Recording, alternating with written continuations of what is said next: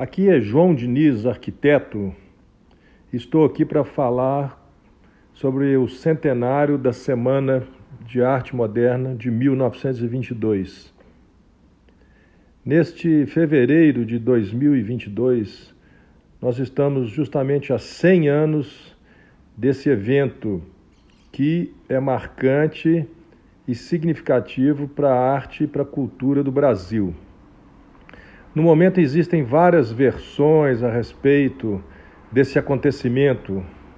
Alguns os veem como o principal fato fundador de nossa cultura artística, literária, musical, nas artes visuais, na arquitetura, e outros dizem que naquela semana específica nada de tão grandioso aconteceu. E essa grandeza que a gente tem hoje foi inventada ao longo destes anos. Essa polêmica fica por conta dos historiadores, dos críticos, dos acadêmicos, dos ensaístas, e eu acho muito positivo que existam essas várias versões e que isso seja discutido nesse momento atual, onde a nossa cultura está num ponto de inflexão, onde o governo atual não se dedica muito a valorizá-la e mais a combate, tentando esquecer todo o legado já apresentado e criado por todos esses artistas brasileiros geniais ao longo da nossa história. O Brasil é, sem dúvida, um país modernista. As manifestações mais genuínas de nossa arte e nossa cultura se deram a partir do século XX, do começo do século XX, e foi aí que a nossa identidade como país latino-americano, inovador, falante de uma língua portuguesa, que é o único país que tem essa língua na América Latina, foi no século XX que essa cultura se manifestou. E a Semana de Arte Moderna, sem dúvida, foi uma semana que trouxe luz pela primeira vez a este fato. São vários os personagens que participaram dessa semana, alguns muito conhecidos, muito badalados, como Oswald de Andrade, Mário de Andrade, Anita Malfatti, Heitor Villa-Lobos e diversos outros, e alguns são até esquecidos. Então essa listagem de nomes é uma responsabilidade complexa de não deixar ninguém de fora e de trazer luz a cada um deles, destacando o papel que cada um destes tiveram nesta semana. É importante não deixar ninguém de fora nessa lista de nomes, e com certeza haverão nomes aí esquecidos que foram importantes, mas eu quero dar atenção aqui, talvez ao principal nome dessa semana, que é o Mário de Andrade.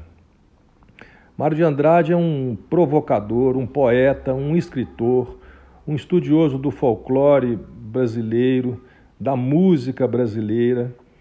E, sem dúvida, Mário de Andrade, junto a Oswald de Andrade, foi o principal motor dessa semana, o pensador, a pessoa que conceituou a semana, que colocou ela para funcionar, né? Naquela época, há 100 anos atrás. Então eu tenho um livro aqui das poesias completas de Mário de Andrade, publicado em 1972 pela editora Martins Fontes, justamente com o Ministério da Cultura. E esse livro me chamou a atenção, eu era bem novo na época, comprei esse livro, já sabia da importância de Mário, comprei esse livro e tomei um susto, assim, com o prefácio interessantíssimo, que é a abertura desse livro, e que funciona como um manifesto de todo o procedimento modernista e de todo o programa cultural proposto pelo Mário de Andrade. Então eu vou ler alguns trechos aqui desse livro, justamente na abertura do livro, que é o prefácio interessantíssimo. Farei algumas leituras a seguir e comentarei durante a leitura algum desses aspectos. Então o prefácio interessantíssimo começa assim: está fundado o desvairismo, e este prefácio, apesar de interessante, é inútil. Quando sinto impulsão lírica, escrevo sem pensar tudo o que meu inconsciente me grita. Penso depois, não só para corrigir, como para justificar o que escrevi. Daí a razão deste prefácio interessantíssimo. A poesia tende a despojar o homem de todos os seus aspectos contingentes e efêmeros para apanhar nele a humanidade. Sou passadista, confesso. Aí é interessante perceber que o Mário de Andrade se considera um passadista, né? Sendo que a semana estava justamente ligada ao futurismo, né? E ao modernismo. Continuando. Mário diz: não sou futurista, disse e repito, tenho pontos de contato com o futurismo. Oswald de Andrade, chamando-me de futurista, errou. A culpa é minha. Sabia da existência do artigo e deixei que saísse. Tal foi o escândalo que desejei a morte do mundo. Era vaidoso, quis sair da obscuridade. Hoje tenho orgulho, não me pesaria reentrar na obscuridade. Pensei que se discutiriam minhas ideias, que nem são minhas, discutiriam minhas intenções.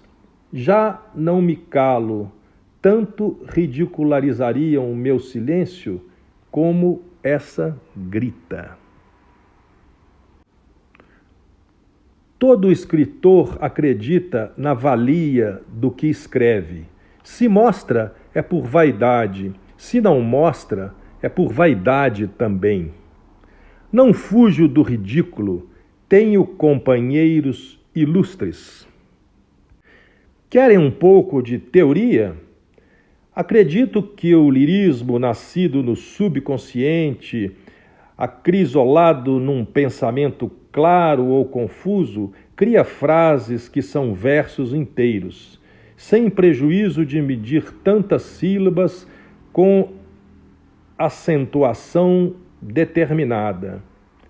Entroncamento é gueto para os condenados da prisão alexandrina. Há, porém, raro exemplo dele nesse livro: uso de cachimbo. Que a arte não seja, porém, limpar versos de exageros coloridos. Exagero, símbolo sempre novo da vida, como do sonho. Por ele, vida e sonho irmanam, e consciente não é defeito, mas meio legítimo de expressão. O exagero não é defeito, mas meio legítimo de expressão. O belo artístico será tanto mais artístico, tanto mais subjetivo, quanto mais se afastar do belo natural. Existe a ordem dos colegiais infantes que saem das escolas de mão dadas 2 a 2. Existe uma ordem nos estudantes das escolas superiores que descem uma escada de 4 em 4 degraus, chocando-se lindamente. Existe uma ordem ainda mais alta na fúria desencadeada dos elementos. O impulso lírico clama dentro de nós como turba enfurecida. Seria engraçadíssimo que a esta se dissesse: alto lá, cada qual berre por sua vez, E quem tiver o argumento mais forte, guarde-o para o fim. A turba é confusão aparente. Quem souber afastar-se idealmente dela, verá o imponente desenvolver-se dessa alma coletiva, falando a retórica exata das reivindicações. Uso palavras em liberdade. Sinto que o meu copo é grande demais para mim e ainda bebo no copo dos outros. O passado é lição para se meditar, não para reproduzir. E aí, mais no final do prefácio interessantíssimo, o Mário diz: aliás, versos não se escrevem para leitura de olhos mudos. Versos cantam-se, urram-se, choram-se. Quem não souber cantar, não leia. Quem não souber urrar, não leia. Quem não souber rezar, não leia. E está acabada a escola poética do desvairismo. É isso, pessoal. Deixei aqui alguns fragmentos de ideias do Mário de Andrade e da Semana de Arte Moderna de 22. São cacos incompletos nos quais estou pensando recentemente. Que todos nós entendamos o que essa semana representa para o nosso passado, para o nosso presente e para o nosso futuro.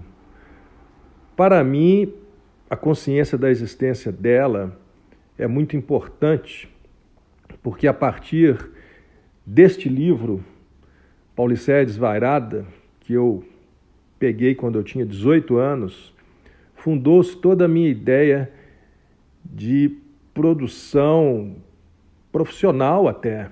Comecei no curso de arquitetura e a partir daí eu pensei no que seria uma arquitetura expandida e passei a produzir, juntamente com meus projetos, diversas ações no campo da poesia mesmo, das artes visuais, do cinema e da música. Então, para mim, a consciência da existência desse modernismo brasileiro que teve essa luz há 100 anos atrás é muito importante e eu quero seguir com ela. E convido que sigamos juntos nesse caminho. Um beijo para todos, João Diniz.